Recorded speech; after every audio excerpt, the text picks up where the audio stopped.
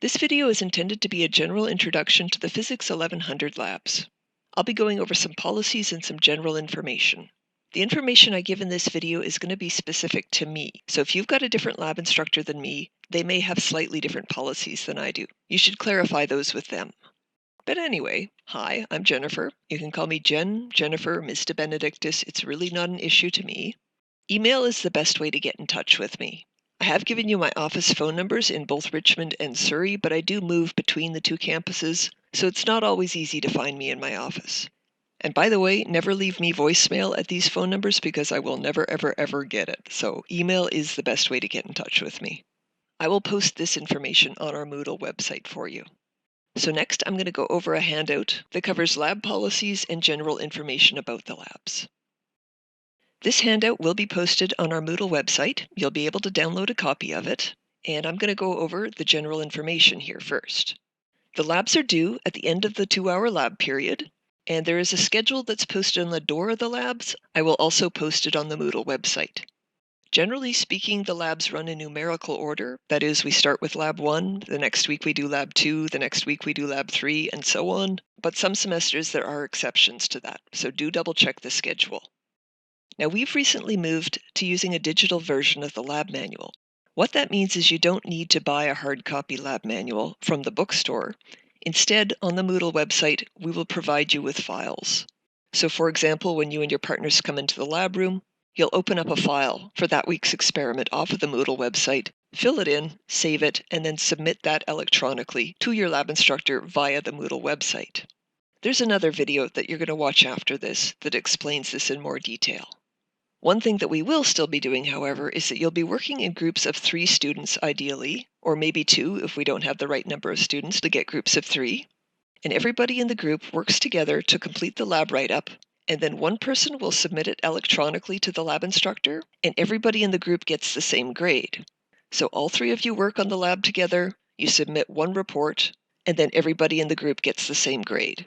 We do have you assign roles to one another, and then every week you'll rotate through those roles. I'll explain more about that in a moment. Now, just so you know, for the first 2 to 3 weeks, I'm going to assign partners to you. And my rationale for this is because everybody in the group gets the same grade, I want to make sure that you're happy with the people you're working with. So for the first 2 to 3 weeks, I'm going to swap you around, have you work with different people, give you a chance to get to know people in your class, and then after that, you can choose your partners. So again, for the first 2 to 3 weeks, I'll assign partners, and then after that, you're allowed to choose your partners. The labs are worth 25% of your course grade, and there is a lab exam.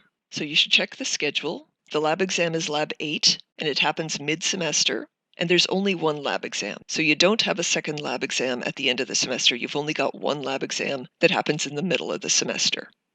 Scrolling down now.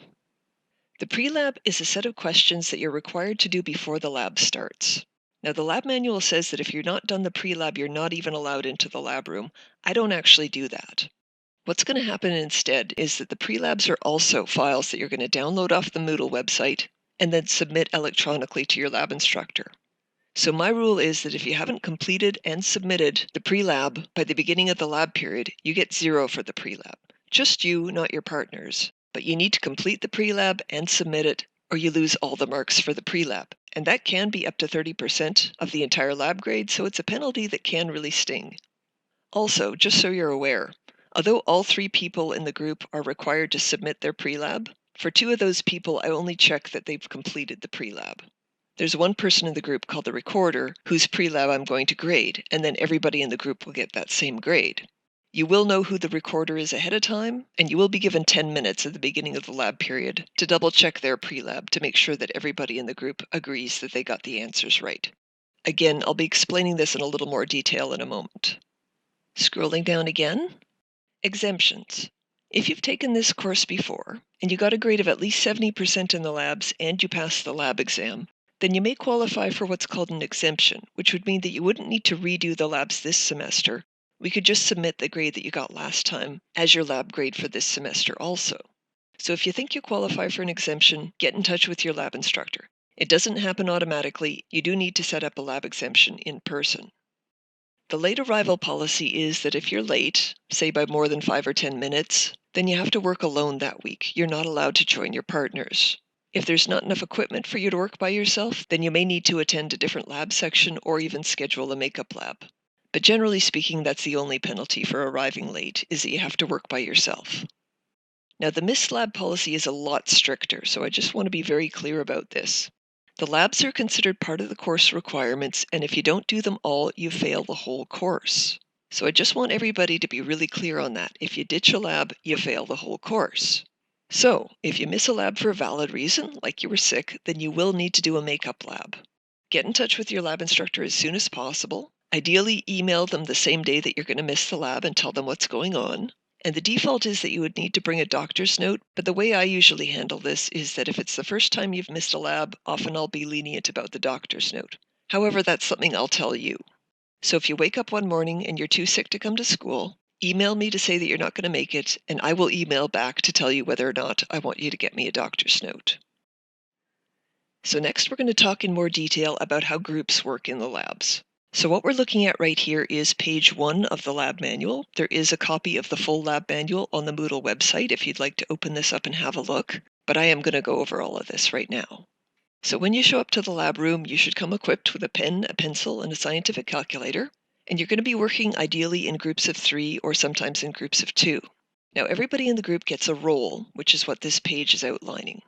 So one person in the group will be the reader, and their job is to read the lab procedure, lead discussions, keep the group on track so that you finish your lab on time. Obviously, everybody in the group should read over the lab manual and know what you're doing, but the reader is the person who's considered in charge of that. The technician sets up the equipment, makes sure that everything is working correctly, coordinates with the rest of the group to take data, and makes sure that everything is packed up neatly at the end of the lab. Now again, everybody in the group should help take data, but the technician is the person who's considered in charge of that task. And lastly, there's the recorder. Now, arguably, the recorder is the most important person because they're the person who writes the lab write-up and submits it, and then everybody in the group is going to get that grade. So again, everybody in the group should be talking about what goes in the lab report, but the recorder is the person who actually types it up and submits it, and then everybody in the group is going to get that grade. Also, as I mentioned earlier, the recorder's pre-lab is also the one that's going to be graded, even though all 3 people in the group will be submitting their own separate pre-labs.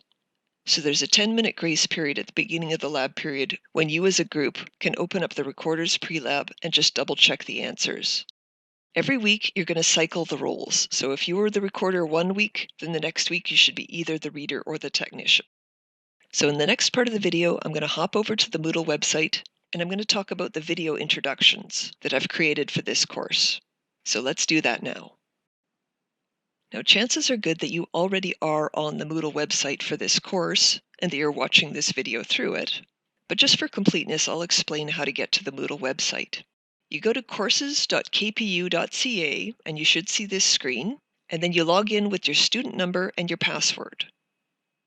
Once you're inside, make sure that you're on your dashboard, and then you should see a link to your lab section for the course. So go ahead and click on that.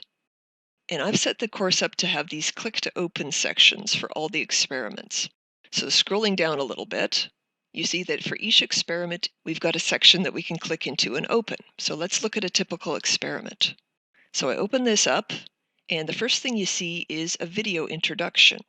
So the rationale behind these video introductions is that normally a lab instructor would show you the equipment at the beginning of the lab period and explain how to use it. And I found that took about 20 minutes, but you've only got a 2-hour lab period, and that's a big chunk of your time. So I filmed all of those introductory talks that I would normally give to students at the beginning of the lab period, and I put them on YouTube.